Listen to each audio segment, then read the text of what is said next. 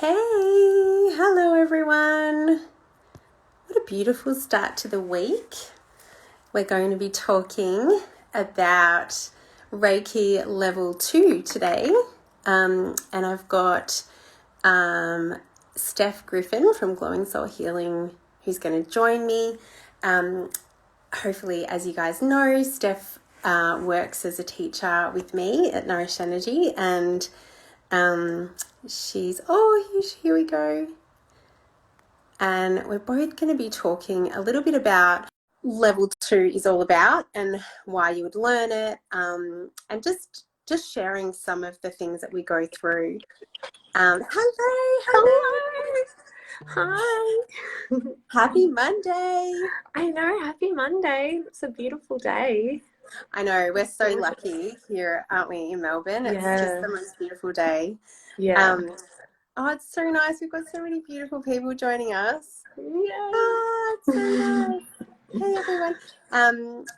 Okay, so tonight we're going to be talking a little bit about, everything to do with level 2, right? Because we've got a couple of classes coming up, and but we also thought it would be really good for us to jump on and just share, because I think we talk about level 1 so much, and I think a lot of people understand what's kind of involved in level 1, but maybe we'll do another live about level 1 another time. But yeah, I really wanted to share with people who may not have ever thought that they would go on to even study level 2, but also people who are maybe thinking about it, or even if you've done it in the past and maybe you're looking just to see what else is maybe out there, or just, I feel like sometimes these things can help us reconnect to some of the things that we've learned, and just broaden our awareness a little bit more. So hopefully you guys enjoy it. And if you've got any questions,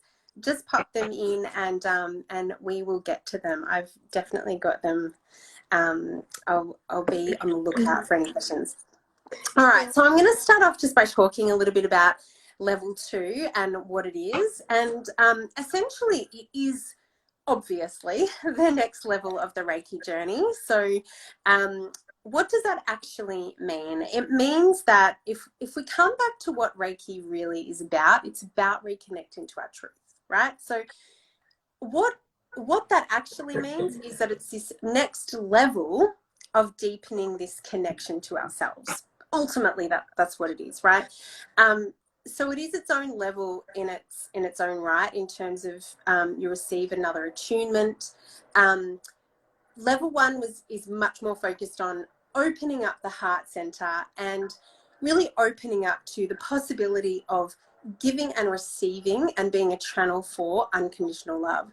Whereas level 2, hopefully what is happened at that point is that you've had a little bit of experience and understanding about what the Reiki energy is, and then we move into really starting to play around with it, right? And really starting to have a little bit more fun, to deepen our practice, to gain a little bit more confidence. And what that also entails is really connecting us much more to our intuition and really our inner guidance and inner sense of knowing, which is a big part of who we are, right? And our own self-growth and self-development. So what happens at level 2 then is that we do really focus on the third eye and our intuition. We start learning a little bit more about like energetics and deepening that, and what it means to read energy. You know, what does that actually mean? Psychometrics. And of course, using our intuition to be not just the best versions of us that we can be, but also the best practitioner we can be. And it doesn't necessarily mean that we are going to practice professionally, although it is the practitioner level. So a lot of people move into level 2 and think at first thought is, oh, you only do level 2 if you're actually wanting to become a Reiki practitioner, which isn't entirely true. As I said earlier, it is fundamentally about deepening that sense of self and that awareness for self. And also we learn some other really beautiful things to help that, and to help really advance our healing, the modality, our methods, and as I said, bringing that really into our own intuition and working from a much more intuitive space rather than this space where we are, I guess, formally training and being given the step-by-step kind of processes. But it's really time to start playing around and unearthing that inner healer. So Steph, I'm going to pass on to you to talk more about, I guess, it's two very big questions that we often get asked, right? Who is it for, and when is somebody actually ready for level 2? Yeah, beautiful. Thanks, Loretta. So, I mean, it's like you said, who is it for? It's, if you're wanting to continue to explore your relationship, your connection to this energy, to this Reiki energy, then it's definitely for you. If there's that feeling, that nudge that you're wanting to continue to work with Reiki, you're wanting to, continue to uncover who you are and deepen that relationship, then this is the level, because like you said, this is the one that we have so much fun with, right? We get so much deeper and we kind of can just start to really play and have fun with the energy and have fun with, understanding our intuition and all of that. It also is for anyone that's been wanting to become a practitioner, so either becoming a Reiki practitioner or for, any students that are already practitioners in other modalities. So we have heaps of students that do things like naturopathy or kinesiology or coaching, and they're wanting to add another modality to their services and to their offerings. And the thing with Reiki is it's so beautiful and gentle, and it always complements these other modalities so nicely as well, which I love. And I know that so many practitioners can really see that benefit of bringing it into their services and offering it to their clients also. So it's definitely for people who are wanting to become a practitioner in Reiki, but like you said before, it's not a necessity to be wanting to start a business or to be wanting to work with paid clients. There is still so much that you learn and that you gain from level 2 just for yourself. I know for me personally at level 2, I wasn't ready. I just wasn't quite ready to become, a practitioner yet. But what I gained from this level, just personally, uncovering my intuition and all of this stuff, and my self-connection and my own personal growth was just huge. So that really kind of covers who's it for. Now, when is somebody ready? It's really going to vary from person to person. It's so individual, and we see people coming, a month after their level 1. They just know, they're like, oh my gosh, I am in love with Reiki. I just need to keep learning. I need to keep practicing. I need to, keep going up these levels. And that works for some people. They just feel as though they're ready, even after a short period, they just feel like, yes, I'm ready for this. For other people, it can be a bit of a slower burn. And they might do their level 1 and just be kind of like, whoa, I need to sit with this for a little while. You know what I'm talking about, Loretta? I need to sit with this for a little while and, grow this connection, start a practice, and kind of just start to understand it. And it is a bit of a slower burn. But then what we find is that they deepen that connection with the Reiki, and they start to say, to themselves, they're like, okay, I'm ready to explore more. I'm ready to have more fun with this and to play around with this energy. And that's usually when they start to get that nudge or that niggle that, it's time to do the next level. So I always like to remind people just to lean into their intuition. It'll be that same feeling that they had when they signed up for level 1. It's going to be that same pull, that same, that draw that you're going to have to decide to do the level 2. I also want to say, some people learned level 1 like 20 years ago, right? And then they're like, oh, like you said before, they're like, oh, I really want to get back into this. I want to start, find my connection to Reiki again. and you know, and do this, and that's perfect. You can come, and even if it's been like quite a big chunk of time, if you've learned level 1, you can come straight into level 2. So, you know, some people might feel like they have to do level 1 again, but that's really not a necessity. And if you've learnt with a different teacher, that's also okay. I just wanted to let people know that too. If you've learnt with one teacher and you're feeling a pull towards another, that's also okay. Yeah, So always really, trust the intuition. Yes, they're really, really good points. I think just also making sure people understand, you, even if you, let's say you're a kinesiologist or you've worked with sound healing or some kind of energy healing as well, and even if you feel like you understand Reiki or you've been doing it and that sort of stuff, but you haven't formally been attuned by another teacher, you do actually have to have a level 1 attunement, either with us or with another teacher, in order to continue on to level 2. Yes. It's not it's not like you wouldn't get it or you wouldn't be able to pick it up and stuff like that. It is something about the attunement process that is very, very important. And if you've practiced Reiki or learnt Reiki, you would absolutely understand this. And especially for anyone who's a Reiki master and who has learnt to attune others, you understand the importance of that, exactly that. So the other thing that I wanted to mention too is I love how you talked about, Steph, how when you were actually learning level 2, you hadn't yet like opened the business, right? It wasn't like, it wasn't like you were actually out there and practicing with others on a regular basis or for paid services and that sort of stuff.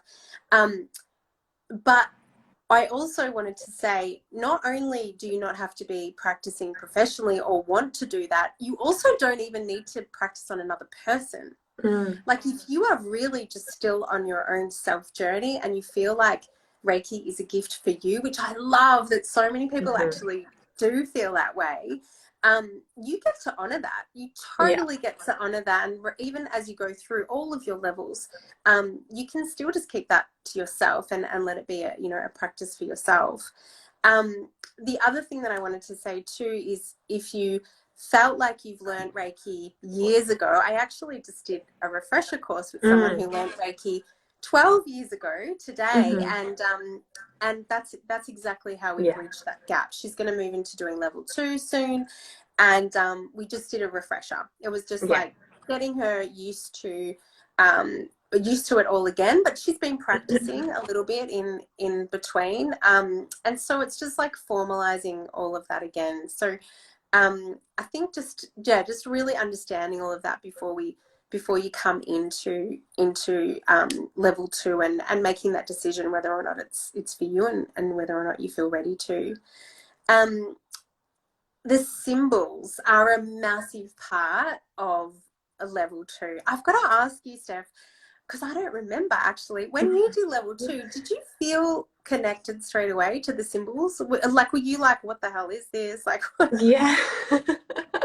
From memory, there was I felt a connection to 2 of the symbols, and I think you'll know what I'm speaking about, Larita. Yeah. So I definitely felt a connection to those 2, but it was over time that connection to all of the symbols and all of the symbols that I've been attuned to and learnt since then, that they've really deepened and that they've become such a huge part of my own personal practice and my practice with clients. So yeah, definitely at the start I was a bit like, oh, what's this? This is, new and a little bit distracting and all of those kind of things. But yeah, it was something that definitely continued to deepen, and now I love the symbols.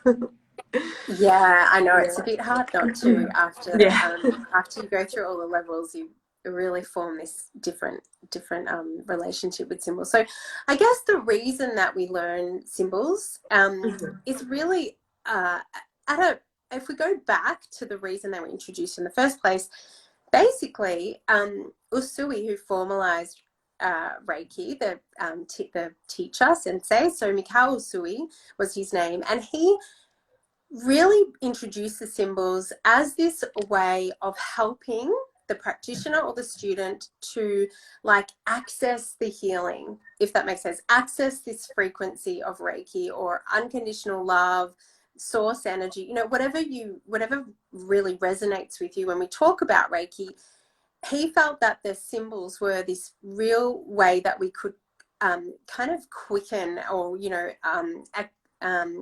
like advance our kind of connection to the Reiki healing, and to also help give a little bit more intention, and also help assist with different, you know, healing, like for different purposes. So each symbol actually has its very own frequency in itself, and we learn to really connect with them, not as just this pattern on a piece of paper, but, you know, when we teach, Steph and I are really, really passionate about teaching symbols in a way that it's going to allow you to really form your very own relationship with its frequency.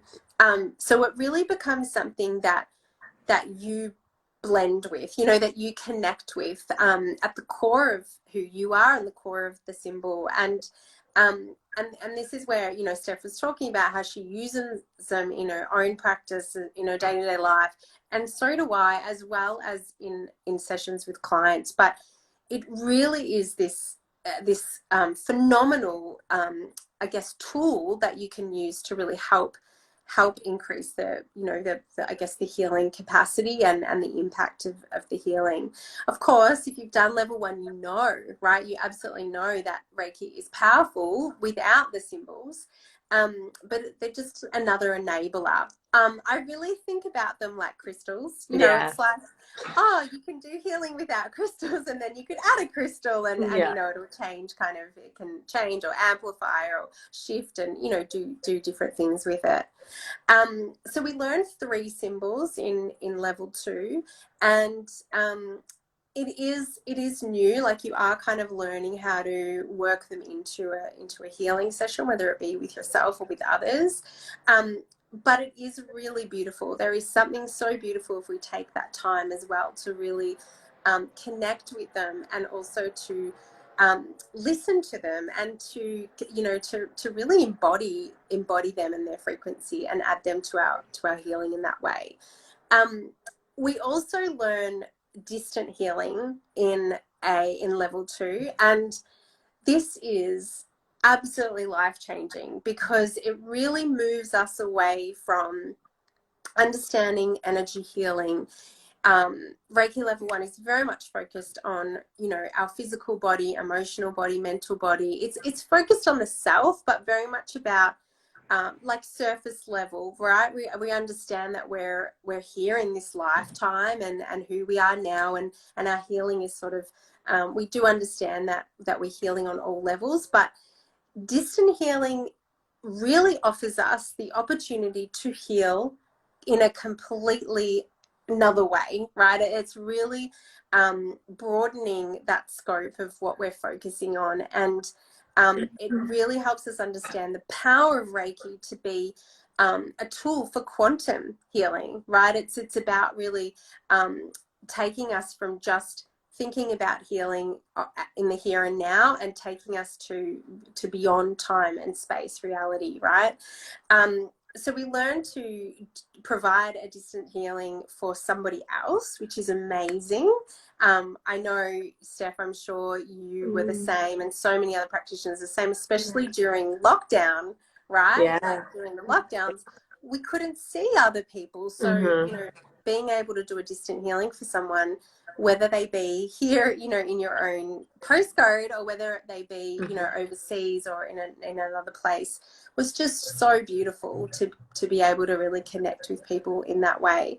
I feel like for me as well, distance healing is this gift that I have, not just for clients, but even, let's say, you know, a friend is not great, or, you know, someone's going through something emotional or physical, is in hospital, stuff like that.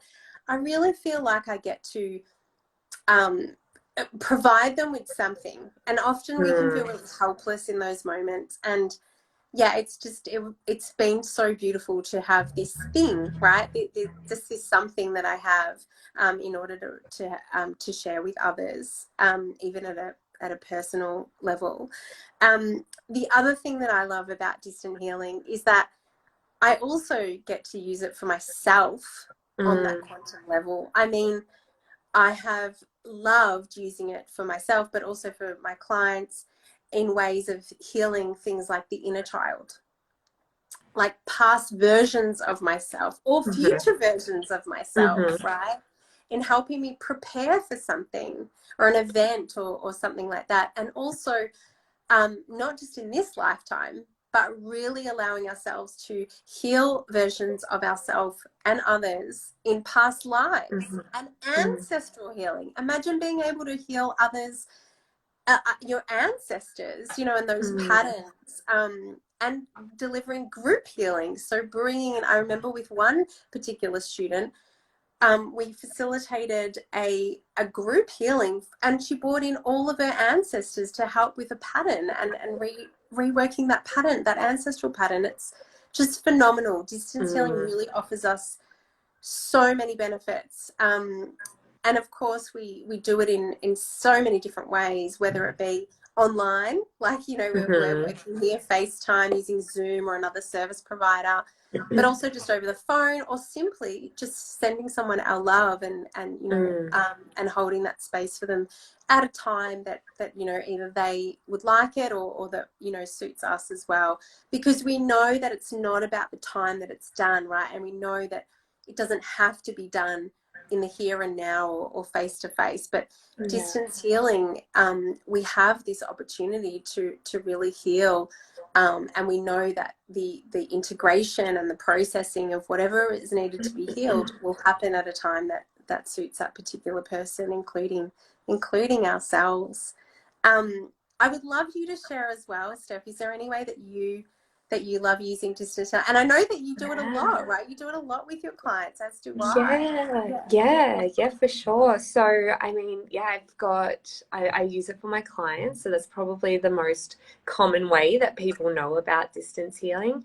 I really love to use it for the future events. So that's something that I've done quite consistently, that I will, you know, if there's anything that's coming up that makes me a little bit nervous or a little bit, you know, there's a bit of, you know, nerves around it, or a little bit of like worry or whatever it may be, or maybe it's something really exciting that I want to go, wow, I love doing a distance healing on that future event.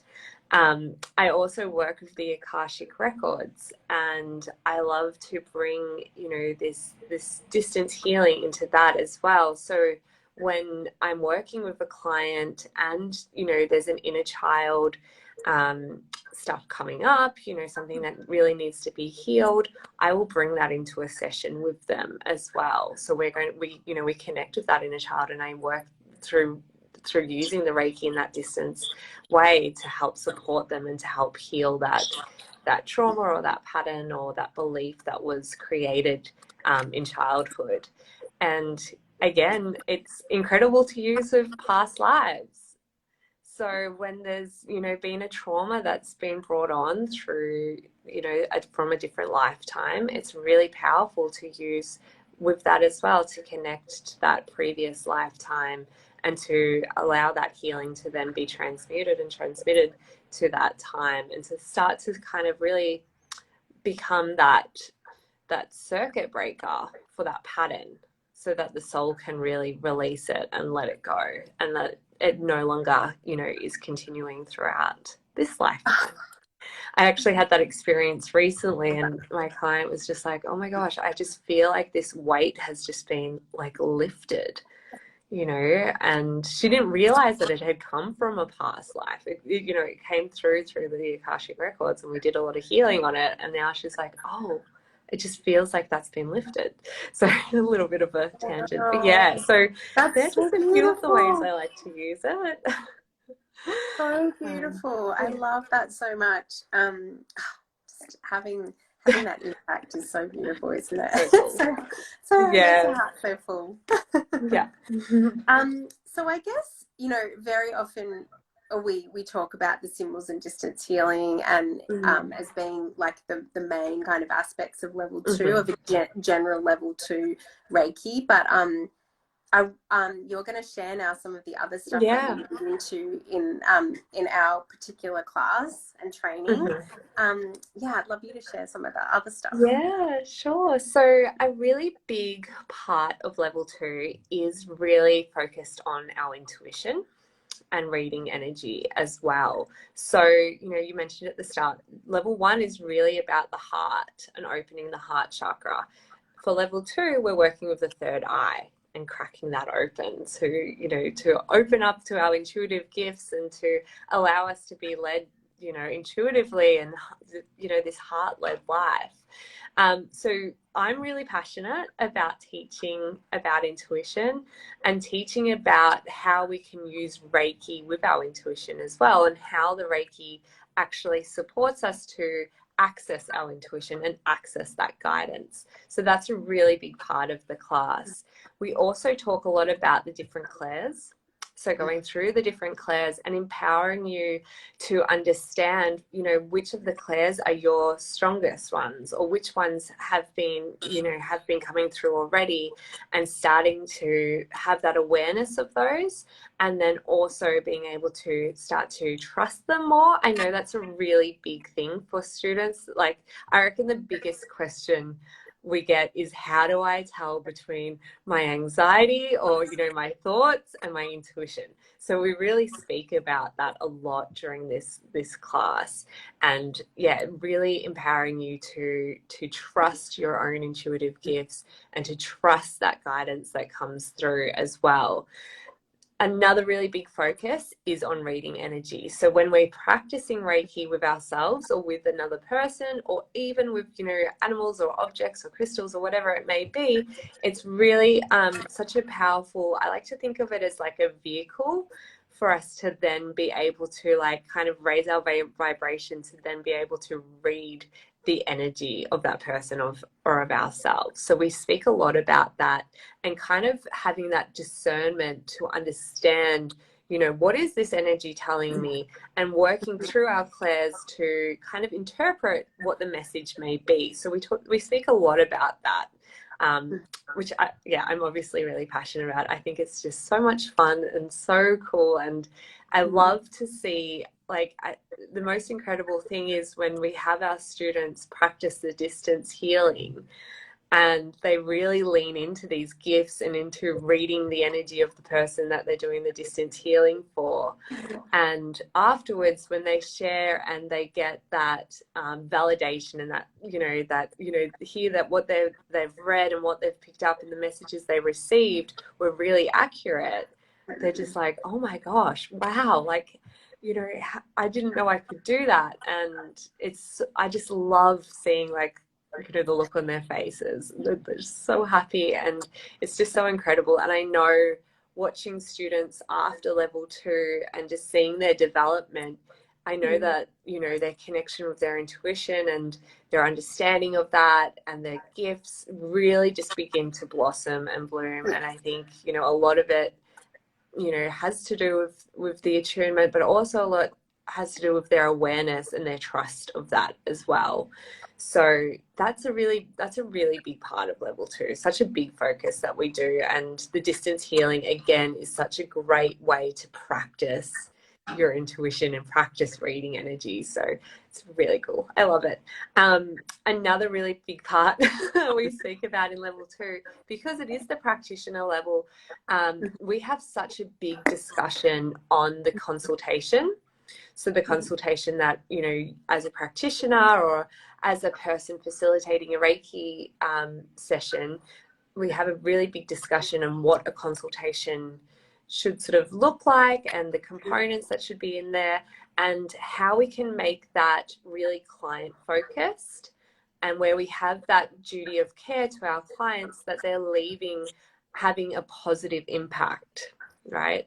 So that's a really big thing that Loretta and I love to focus on, and I think it's something that we both have in common, that we really like to have that really client focused business and sessions, and knowing that they're leaving feeling empowered and supported and positive. And a lot of that comes from the way that we communicate with our clients, the way that we share, messages or, guidance that we receive during a session. So that's a really big component of the class. And you do also get that opportunity to practice. So, you have the opportunity to do a distance healing and then to share afterwards. And that's such a great way to be, in this safe space and to sort of practice sharing these intuitive messages that we can receive and speaking about energy and all of those things, which I know for some people can feel a little bit daunting and a bit like, oh, how do I talk about this? And all of that kind of thing. So we speak a lot about that. And we talk about the different ways you can have appointments. So of course, with distance healing, there's many ways that you can offer that service. So we speak about all the different ways that you can do that, as well as how appointments could look, or how that you might want them to look face to face as well. Mm-hmm. Yeah.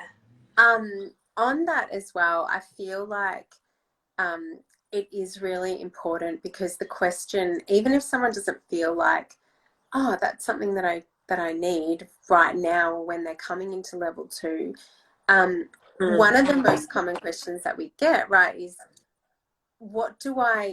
all these things are coming up.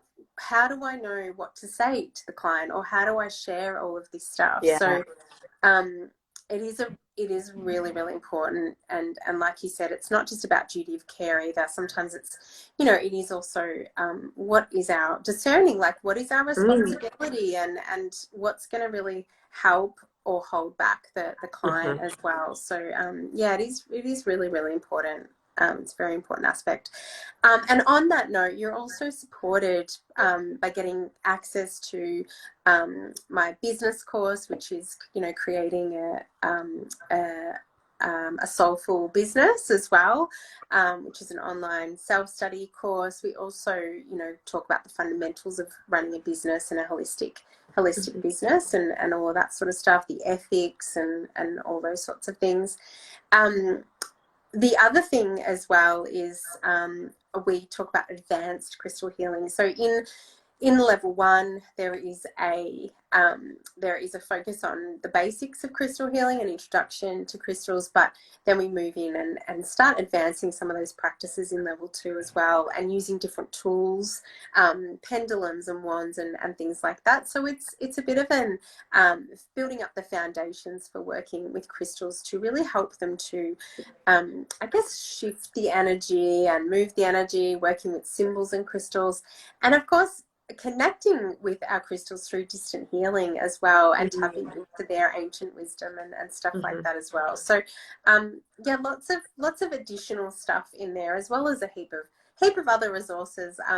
So when someone registers for the course, they have immediate access into our resources, our student portal, and it's a lifetime access with so many different resources in there. And we're always adding stuff to it as well. So even if you've done level 2 in the past, I'd really encourage you to keep going back to some of these portals and having a look at them, because we do keep adding a lot of resources to those as well.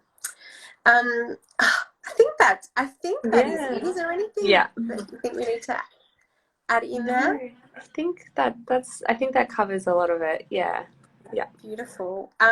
So we've got a couple of classes in live training in April. Do you want to talk a little bit about when they are? Sure.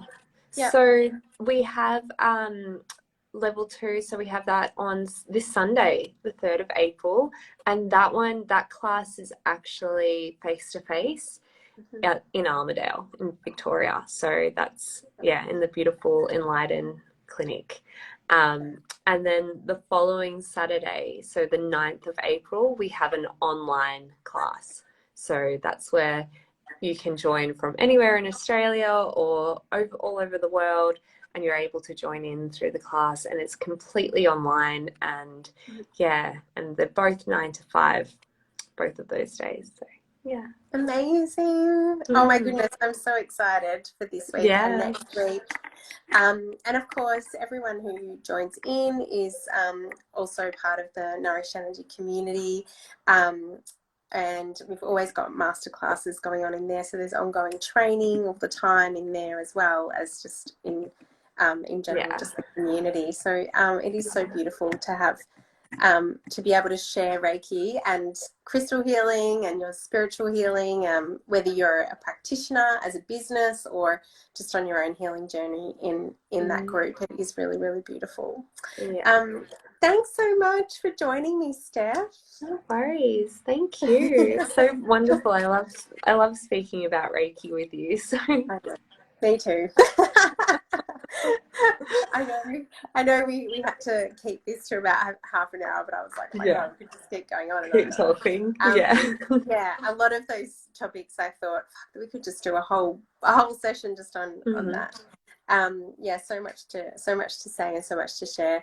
Thank you so much, and we'll see everyone. If anyone has any questions or want to get in touch, please do. Okay. Bye. Bye. See ya.